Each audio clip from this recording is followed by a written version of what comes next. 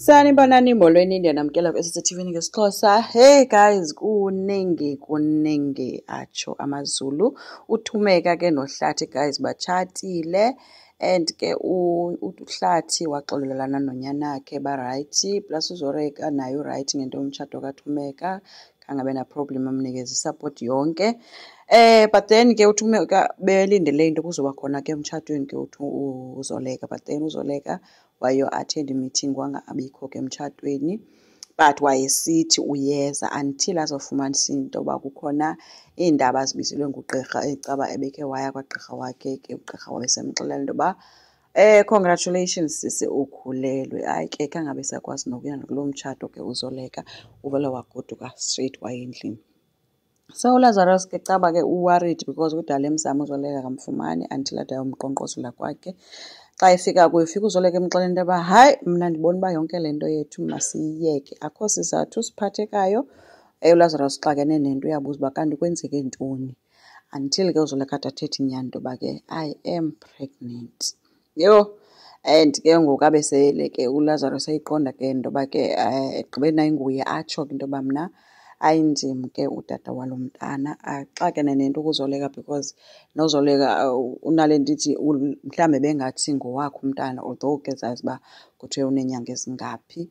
But uvele nje waphola uLazarus wathi ke umntana ayingowam, wathi kodwa ke ndizawupruvela khona into endifuna ukubonisa yona. Wamthatha ke guys wahamba naye emsa kwindawo ke apho i-orphanage Caba yeyakhe ke because uthe xa efika abantwana beza kuye begijima bonke ke bezovuya naye ke ehleli nabo kumnandi ke until ade ohlukane ke nabantwana besemcacisela kuZoleka into yoba no, ndafuna le ndawo ngenxa yezizathu ke ezithile ngoba abantwana ndiyabathanda kakhulu. Until uZoleka abone uba ikhona into engathethwayo abuze uba undibizele ntoni apha, atsho ke uLazarus into yoba no, mna andibafumani abantwana, ndaxelelwa so ndiyayazi le nto bendikuxelela uba lo mntana ayingowam. Hayi ke othuke kuZoleka besembuza into yoba ke sisizathu soba ke ngokohlukane ke namakhosikazi akho because uLazarus utshate kayi-3. Atsho ke into yoba no, okokuqala umfazi wayengamfuni umntana, mna ndandifuna umntana but yena wayengafuni. Kowesibini sasizama sobayi-2 singade sibafumane abantwana. Kulo wesithathu unkosikazi besendivele sendisazi nam ndim ke umntu ovela wayekisa izinto ndathi no masiyiyeke kwale nto besesiyenza. So ikanjalo ke into.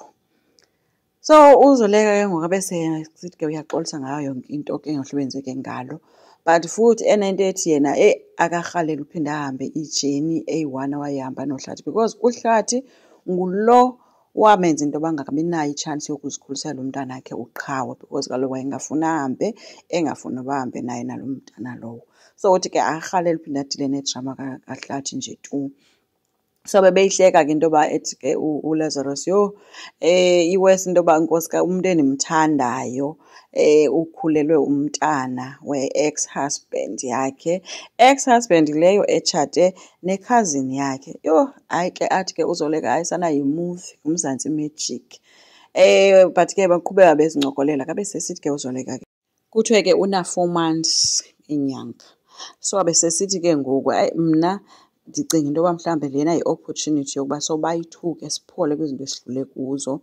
Mhlawumbi lo mntana ngoyena mntu ozosenza into yoba sibe right, ngoyena mntu ozosinika itshansi yokufezekisa namaphupha akho okuba ngutata. Itsho kuLazarus. uLazarus othuke ke uba hayibo uthetha ukuthini ngoku. Abesesithi ke omnye wathi if nguwe inganguye utata walo mntana.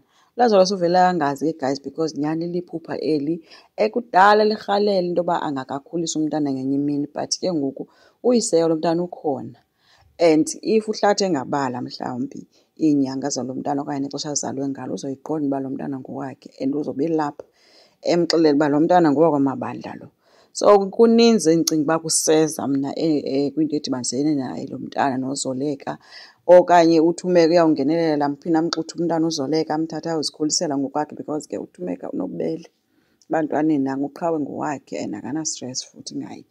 Asazi ke guys uba izawuhamba ihambe ithi ithini. Enkosi, ndicela siqhubeke sisubscribe, silike, singakhomenta futhi. Bye.